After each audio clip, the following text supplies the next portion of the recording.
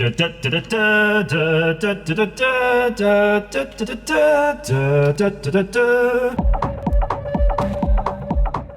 Andros and welcome to the back of his Teardown lab. It's Chinese kit time. Chinese kit time. Chinese kit time. Soldering iron is on. I've just flipped that on. Let's see. Oh my giddy bigger. What? Is it broken? It's a broken kit, maybe-ish, or these are two remote things. Do I detect some LED flashing action? Maybe. It's definitely in Chinese, and it's definitely complex enough that I don't understand what I'm looking at here. I think it's a 555 timer, CD4017. Is a CD4017 a decade counter or something like? Just looking here. Gosh. I'm going to zoom in on the circuit because some of you at home who are playing along will be able to kind of... I'm just going to hold it steady. Go! And we'll have a look-see here. You can see the power's coming in on the... up here.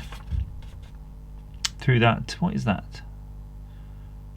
555 timer there. So that's going to be acting as the clock for the system. And then you have the CD4017 where you're only using 1, 2, 3 outputs. But they're all actually chained together, and then they're all going through the same sort of, if you look here, transistors that are dropping. So the transistors, the 8050s are doing all of the heavy lifting in terms of dropping the current through these banks.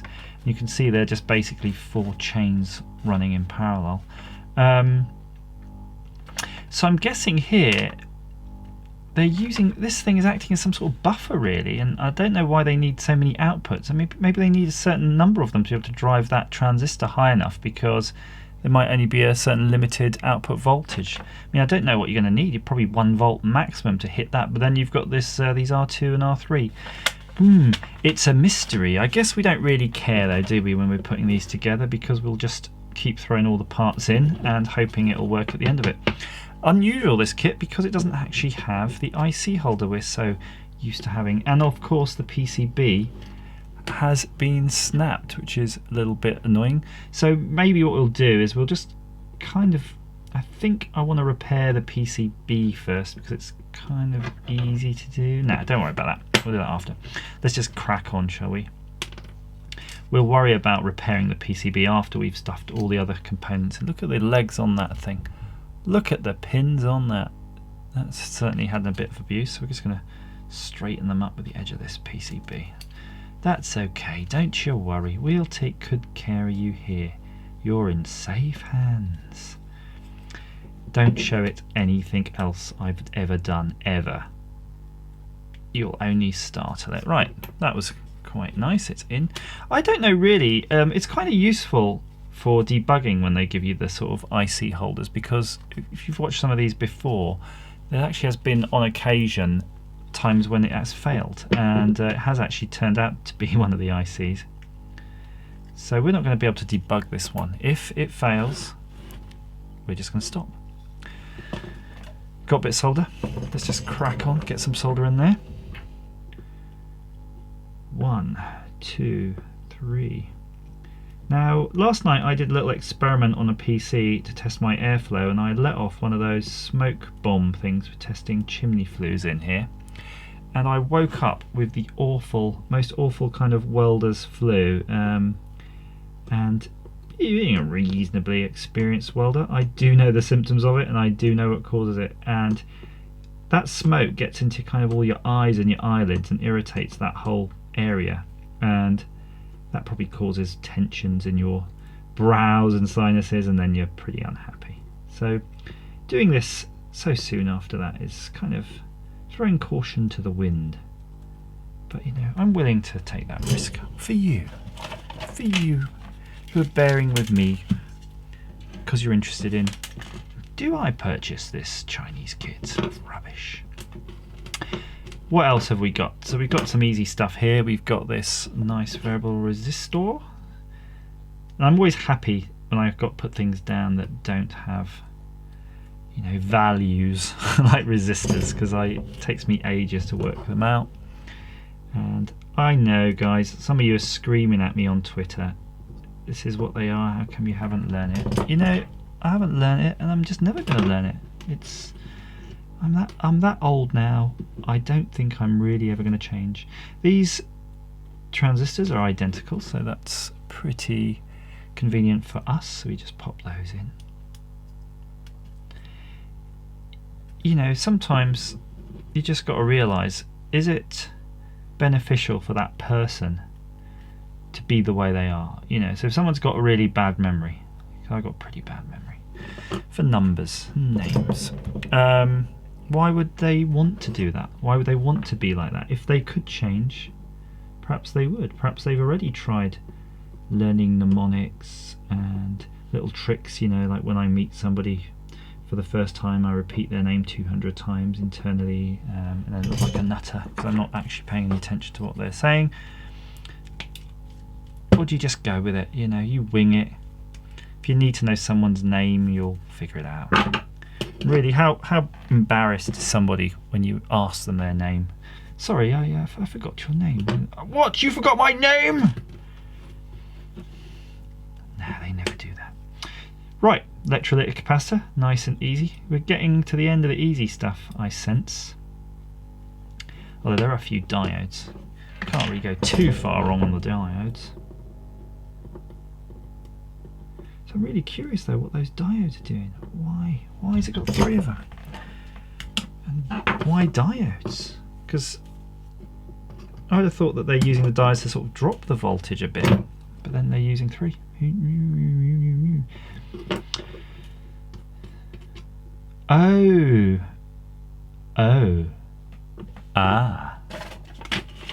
just thinking. Just bear with me on this. I know we're in the middle of the build, but look.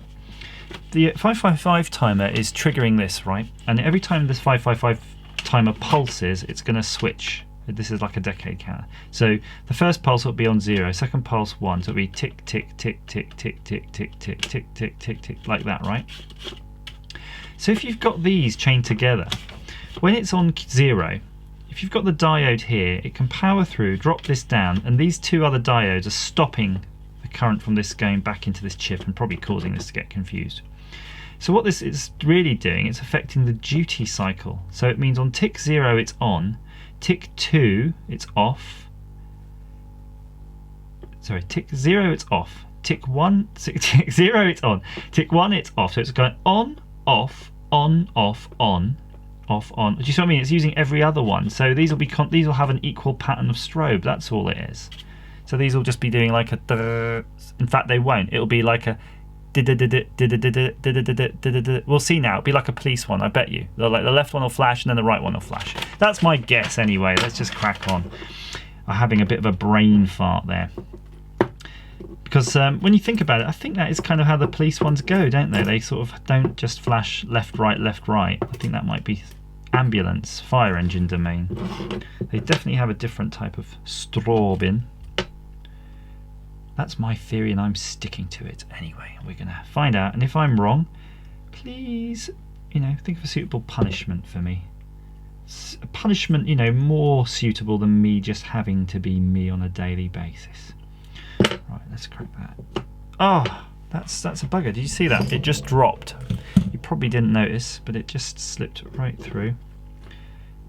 That is one mean capacitor. I'm going to have to do this one-handed here with tack weld. Or tack solder when you're not actually welding. Same sort of thing. Never done brazing. Do you tack braze? Cut off those legs. We've been quite neat as we go along here, keeping nice and tidy. So we've just got a few diodes to go, and really, fortunately, there's only a few resistors, and there's actually 4 resistors, 2 10Ks and 2 100Ks. So, sorry, 100 ohms. So even I'll be able to sort of decipher those. So that twisty pot, the little variable resistor that we put on there as well, I suspect that's going to change the frequency. And that is probably the end of my predictions on this board, because there's not really much in the way of further I/O. So I don't know what you'd use this for. You could probably try to, you know, pretend you're a police car or something and get yourself arrested. I wouldn't advise it. But maybe if you're trying to build a prop police car, and you need some sort of strobe effect because you're some sort of low budget Doctor Who type show, and you instead of just buying your props, you're getting somebody like your intern to make them for you. He'll be sat there putting this together. Just going to plop these on while I can before they go tonto. Tonto the right word there? AWOL probably a bit more appropriate. Go tonto. They've gone totally tonto. They're off the reservation. These diodes have ceased to be functional. This line's really filthy. Got to get that cleaned up one day. Not today. Come on. Look at this straggly bunch of crap here. Come on, diodes. Oh my, that's it. I've broken the PCB, being very rough. I've got these side cutters here, and I've been very rude with them, I'm afraid, and I have damaged the PCB. So this is a good chance to show you how you could damage a PCB. And yeah, I've really damaged the diode too, because not only is the PCB damaged, the actual diode is broken. Let's ignore that. Keep going. Keep going, keep carrying on. I don't think I'm going to forget about fixing that. So my advice is, if you're doing these diodes on your board, probably just solder them one at a time, because they seem to be a bit fragile, and that whole big mess of wires lends itself to something getting smashed up.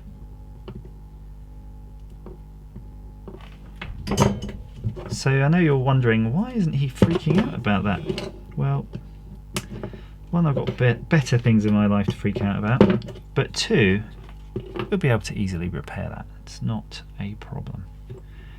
Don't let all these naysayers say nay to you. In fact, ooh, that's going to be sweet. That'll be a really quite nice repair. That's the sort of repair you do when someone comes to you with a broken Xbox and you open it up and that's that diode. And you go, yep, I'll fix that for you. That'll be £120, please. And yeah, they'll pay you £120 for an 8p diode. I'm pretty sure they won't. I'm pretty sure Xboxes don't have this kind of diode in them, but if they did, you could do that, and then you could feel very either pleased with yourself for being so savvy, like an Alan Sugar, or disgusted at yourself for conning somebody. Right, we managed to make it through the woods alive. I'm probably going to just remove our diode dregs right now, so we know we're never going to be able to get anything out of that boy. The other one's a bit easier to come out because it's not really connected to anything.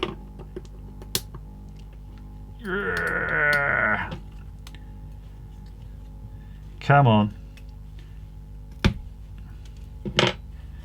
Right, onwards. We've got a bunch of resistors here. 5 resistors, and that's handy because actually we have 10k, 10k, 10k, and then 2 100s. So I'm just going to assume these 2 on their own are the 100s. And one goes right here.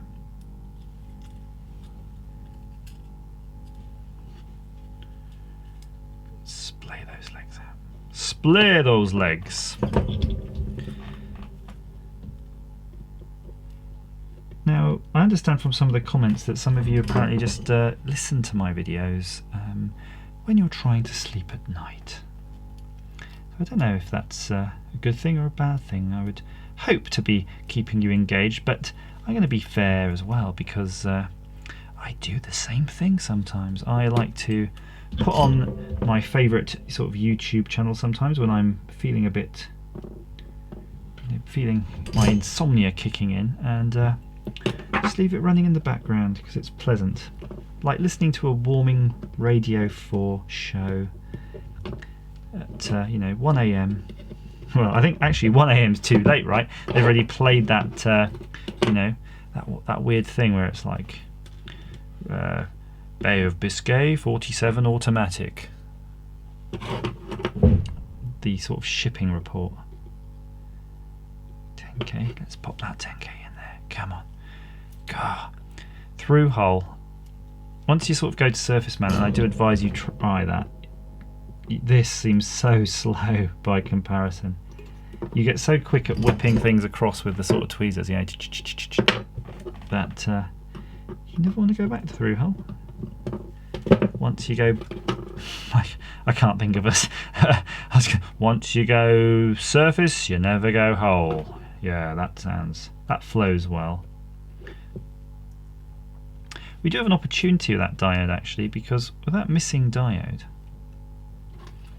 we could run it. And when we run it, we should see a weird timing going on. And then we can short across where that diode was and pretend if they didn't use diode, see what happens. And see if that causes that decade counter to totally freak. Last 10k. There's also the danger, of course, it might blow the decade counter to bits. And that might be an undesirable operation. So we're there. Just got the one resistor leg I'd like to sort of seat a bit better. And it is now seated.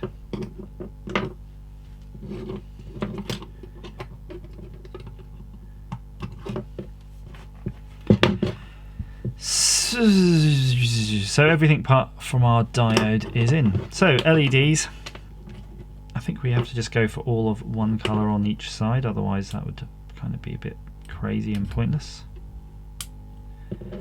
Oh boy.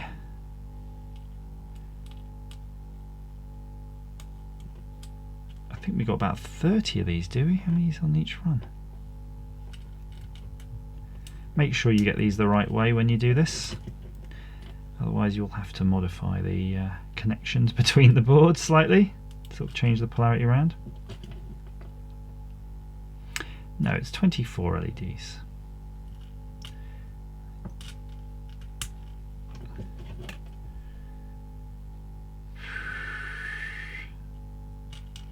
That one's a bit bent. Long leg down, by the way. If you get to the sort of pattern, I'm just following a long leg down because they're all aligned the right way. And you've got to be careful of that. Sometimes, just every now and then, you'll find a PCB which will have, for whatever reason, gone against the grain and have one LED that's just the wrong way around because that's what they had to do to fit it. And you will spend an age trying to discover why your PCB is not working. And that's it, last one in. So I'm going to try to, come on, crunch it down so they're all pretty much aligned. This, unfortunately, is going to require tack welding because you've probably got very little hope of getting them all sitting straight unless you've got one of those sort of foamy PCB assembly jigs, which you may have, but I've never really bothered investing in. I suppose if you're doing a bunch of these for somebody, you're trying to commercially produce a board that you could get made in China for 10p each, but you want to just do it at home, you might want to buy one of those. Basically a bit of foam. You pop the PCB on and then you flop it around. Oh look, they're actually pretty perfect. I could just leave them like that. That seems totally legit to me. So you've got an option here. You can either cut the legs and then fix the alignments, or you can just do what I'm doing and leave the legs long. and work your way between the sort of jungle. Suppose you could use a heat gun too, would be quite neat. I've not really tried that. Just seeing, actually, luckily enough, the centre row of LEDs actually pretty much fine, so I'm just going to leave those. You can always adjust them later if you need to. That's a nice thing about PCBs, as long as you're pretty gentle, you ignore my diode abuse, you can kind of rework them as often as you like, really. You just don't have your soldering iron on too hot. God, I'm just going along the riddle row now. I'm here now, might as well. Yeah, it's a really tiny, like 0.5 millimeter movement. Okay, so I'm going to try some different side cutters, and I really don't know if these are any better than the last, but let's try them. Oh, so much better. In fact, I've got to close my eyes, it's firing them into my face. Maybe I can sort of angle them somewhere else. Can you hear that? They're just pinging off everywhere like bloody bullets.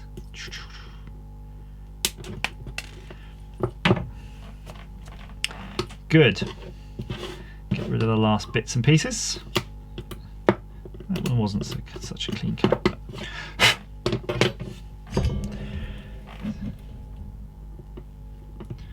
finish the soldering. Look at that oxidization on that iron. Filthy. Filthy brute. So you can see they've purposely made this board so you can snap those lights off and put them probably behind a grill or somewhere else, or on your wing mirrors. Oh, that bloody LED. Don't do two legs at once, by the way, like me. It's there. That LED just drops straight through. I'm just wondering though, with appropriate colours, you could use this quite legitimately. I mean, if these were yellow ones, I'm thinking you could put them on your motorbike, or even on your car, just as sort of hazard or motorway maintenance type people. General, lightweight emergency service stuff. As long as you're not trying to emulate a police car or something, I think you can get away with that. Oh, right, there we go. That's one lot done. Sorry guys, we just got to do that again now. I'm really, anyone who's sort of managed to sort of stay in the video this long, I salute you. That's amazing of you. Ah, what the heck? Now, tell me what you see here. Look at these pictures. What did I tell you? So these three are that way, and then this bottom row is jiggled all around. And it kind of makes me wonder now when I'm looking at this one. Did I miss it? Did I miss it? Because if I was designing a PCB, I would probably just copy that. No, it looks like that side is fine. It's just this side, that's the other one. God, that would have stuffed me, wouldn't it? But luckily I was vigilant. Vigilant because I'd probably just mentioned it to you.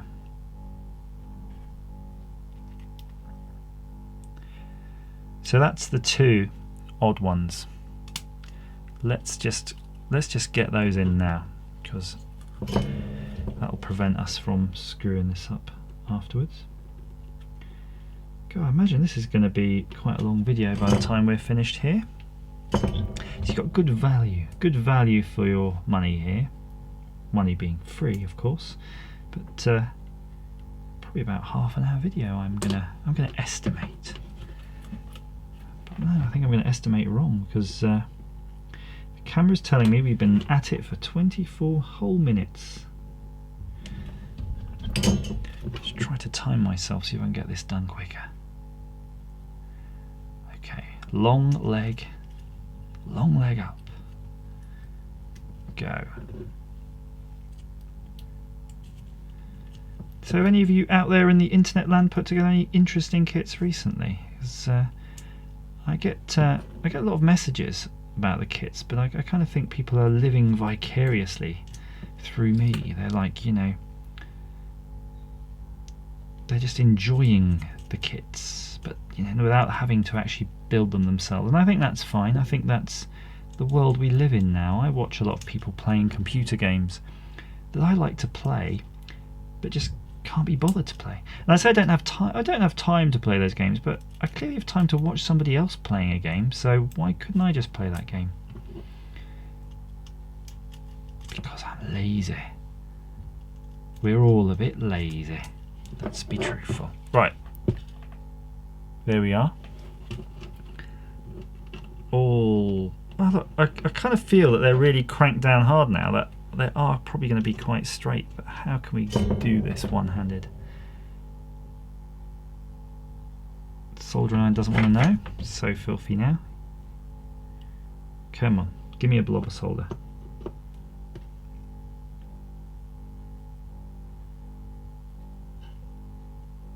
It's really oxidized now, it really just doesn't want to know. If you're lucky though, like now, it's just right there that it's getting a blob. If you get the blob the right size, it sits on the end of the soldering iron. That's very satisfying when you get the moon and the planets and the stars all aligning to allow that to happen.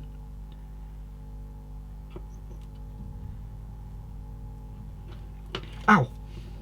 If you've ever left your soldering on overnight though, that's kind of interesting, the soldering iron. It'll just sort of, it evaporates. The whole tip basically starts to evaporate. So I'm not sure what the modality is there. I kind of think maybe it's because there's a certain amount. Oh, you know what, they're all in pretty straight. They're really quite straight. I think the solder is corrosive, of course. The flux and all those things are a little bit corrosive, and I wonder if it's just their action. I think those LEDs are straight enough, you know. I'm just going to cut them and go with it. I don't want to take all day over this. Ow! Fire it at the camera at least. Oh, I think I've figured out now why I got a scratch on my lens. I had quite a annoying scratch on the lens, and it's not annoying enough that you're going to see it because the way optics work, but it's annoying just to know it's there, because when you have a scratch it sort of means the scratch proof coating's been kind of damaged in that place, so it's more likely to continue to grow the scratch. And I just couldn't for the life of me figure out how that could have possibly happened, because I sort of treat them with kid gloves. But yeah, clearly it's probably one of these errant component leads flying up and smashing it, crashing into it at some force. Even though there's not much mass behind it, they're sharp enough that they may well have just done that. So yeah, I've kind of wonkified at least 2 now legs, so that's a bit annoying. I have to go back and rework those. Yeah. I've really screwed up a few there. I don't know why I bother really. I really just apply power to most of these kits and then just chuck it on the shelf, so I could get away with it. Nobody's gonna know that they're not straight, but why half-arse something when you can full-arse it? Okay, I think that's been full-arsed now. So we've got 2 repairs to do. The first repair being a bridge. Oh, that's kind of handy. We have got, you can see, we've got quite a lot of these component leads, so that will be quite easy to do, because I'm just going to make a jumper. I'll just hold it there for now. Watch it drop through. Watch it drop through when I take my finger away. Yeah. I'm just going to make a jumper across these 2. We're going to take the soldering iron. In fact, I'm just going to cut that. I can form it before we do any further. There we go. Can't see if my hand's obscuring your view, so I do apologise if it is, but you'll be able to see this side. Yeah. Stop moving. Stop wiggling. Yeah, that's what I want. I'm so twitchy. Look at my hand. It's like, stop moving. That's good enough. And you see these other 2 pads there. They are going to be the 2 in circuit, so that's quite easy to fit bridge across those 2 as well. So yeah, great. Something is going right for a change. And then we'll just move that. Ooh, burnt my fingertip there slightly.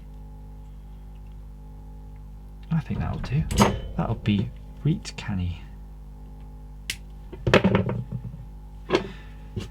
So let's just hook some power on it, and you're going, yeah, what about your diode? Let's not worry about the diode right now. The diode is immaterial to our test because it allows us to experiment further. Yeah. So black is ground, white is V. In fact, I don't know why I'm messing with that. I've got my ridiculously thick cables of power here, and before I turn anything on, let's see what voltage it is. Out volts. Set 3 volts, so these are pretty safe now. Ground is on the right of J1, so that's J1. Ground is the one. It's interesting, actually. Yeah, the ground.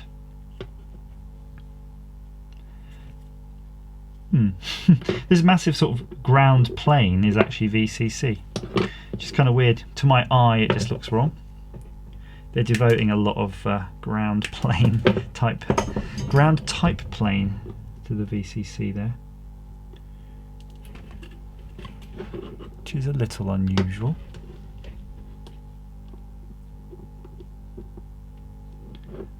Look at these are sort of thick cables that can just sort of snap the tracking off a PCB at a moment's notice. So I'm going to put my finger right here and hold it, and I flip it over and put the roller solder on the edge. So yeah, let's turn on the power. Oops. I turn on the power and simultaneously pull out the jumper.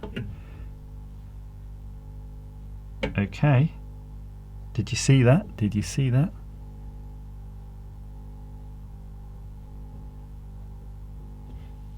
So we're basically at 5 volts. And while that is flashing, I'm just going to see if there's any indication here at all on how many volts it's expecting us to have. Doesn't say. 12 volts, 9 to 12. Okay, we got a bit more. Ooh. Now we're cooking. So let's adjust this. I believe this to be the duty cycle.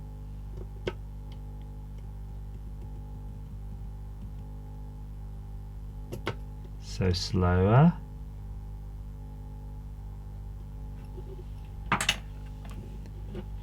We're half working. We're halfway there. Oh, we're halfway there. Oh, living on a prayer. Yeah. Oh, what happened? Okay. Something I want to test though while we're...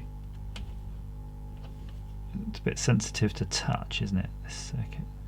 Yeah. So while it's flicking away, when it wants to, I'm just going to see what the effect of bridging where that diode was would do.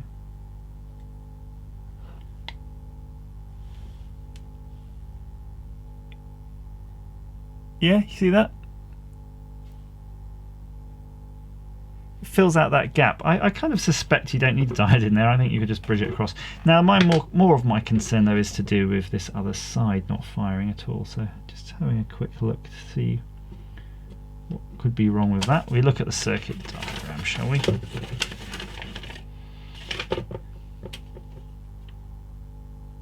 So you've got these 10k resistors that are going to the base. So technically if you hooked up the base of each of these, you should be able to get them both firing at the same time.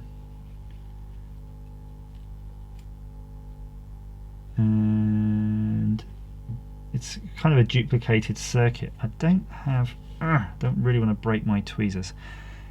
If I actually, there's some cheap tweezers. If I actually bridge between these two resistors, the two bases of these transistors, which are probably more tricky, but let's have a go. Now we're going to we'll short them if we go for the old transistors, but yeah, the base of these resistors.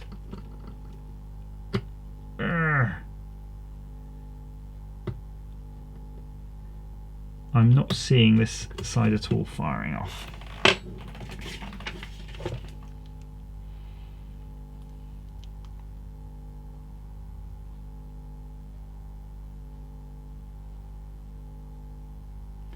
So that leaves me to believe that could be a duff transistor.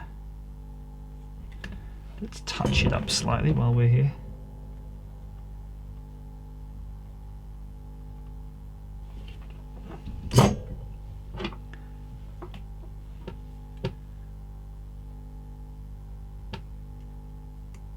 See if we can short that one out.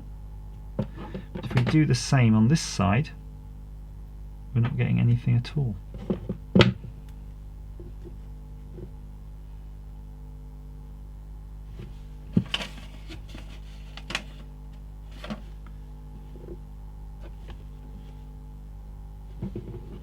So the only other connection is to this resistor that goes to here. It's connected to the VDD, so that's the power. So if we wanted to, we could actually kind of bypass the whole well, but basically by shorting this two, you're basically bypassing the whole transistor, and the fact that the LEDs aren't coming on is the problem there. So probably jump cut. And I'm back. Yes, indeedy, it took some doing to debug it, and I'm going to show you what I ended up having to do with that. Yeah, I think there was some sort of fracture, micro fracture on the PCB, perhaps as part of this whole being broken. Remember, it was broken off when we found it? No, that was the other side, right? Maybe not. Something weird's going on here anyway. You know, if you flex the PCB, you'd lose certain rows of these LEDs. So I've kind of gone round and bodged different bits of lead over the back and just reinforced that. It seems fine now. I found a signal diode, chucked that in. Yep, that works fine as well. So you could have got these options of having this really slow. Then you can see exactly how it's doing it. So it's 1, 2, 3, and then it should flip over 1, 2, 3, and vice versa. Interestingly enough, I think there's a different current draw on the blue LEDs and the red LEDs, so that might be something that could be probably done a bit better. We'll wind it up. Something also, this looks a bit more policey there. This looks quite policey. Something else I've noticed is that you do need to run this at quite high voltage. So if it's running at its 12 volts now, but if I sort of turn it down to maybe 10 volts, you can see the blue, at least to my eye, starts to get a bit weak. So, you know, look, pumping that up, we're nearly at 14 volts here now, so that's nice. Oh, nice till it blew. That literally did blow. We just blew it up. Something died. Oh well. No, it's coming back. We only blew up half of it. And then we're back again at 10 volts, so yeah, a bit flaky. Now, the problem is with things with like 555 timer circuits, they always seem a bit dodgy. Like sometimes it'll just lock up, and then you've got to sort of fiddle around the back, fiddle it with it, and it will just sort of start working again. So there you go. Bit unreliable. I don't think I would use a 555 timer in a production circuit, and it's kind of, you could see it's now jammed on in a weird half on, half off state. I think, you know, that I don't know if we can recover that. But if this was in your police car, you'd be pretty miffed, wouldn't you? Thinking about it, it's going again. So please feel free to comment down below, click subscribe, like if you feel that way inclined, and as ever, thanks for watching.